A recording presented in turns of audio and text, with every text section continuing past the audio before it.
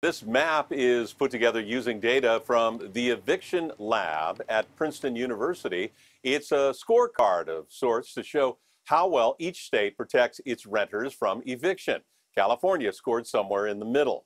Now, tenants are calling for a national rent strike tomorrow. KPIX 5's Da Lin spoke to both landlords and tenants on the struggles that both sides are facing. Da?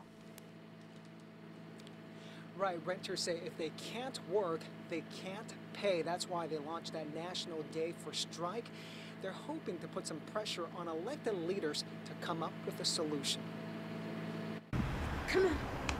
Just one paycheck away from being out in the streets. This early childhood educator was already struggling financially before the pandemic. I'm actually paying 70% of our household income towards rent. She'll be furloughed from her job starting tomorrow. That means her $2,600 monthly rent will now be placed on hold as well. We don't not want to pay rent. We want to be able to pay rent. We don't want to be homeless. Vanessa Bolnes is joining the national rent strike tomorrow. The East Oakland renter talked with other tenant advocates and a Michigan congresswoman on a Zoom call this morning to plan out the We Strike Together campaign.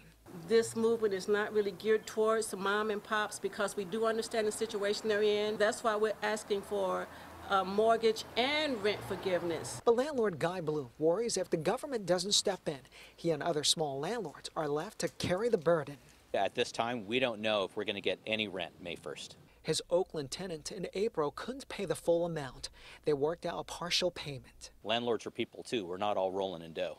His work has also slowed down, leading to a reduction in income. I have to look at my own bank account and say, how long can I float this for? At some point, what am I going to do when I run out of money? Vanessa understands the problem. Nonprofits like Alliance of Californians for Community Empowerment are trying to meet with Governor Gavin Newsom to hammer out a bailout for renters.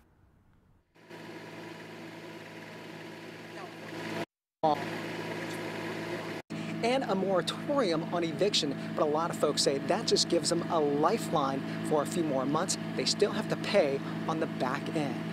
Live in Alameda, I'm Da Lin, KPIX 5.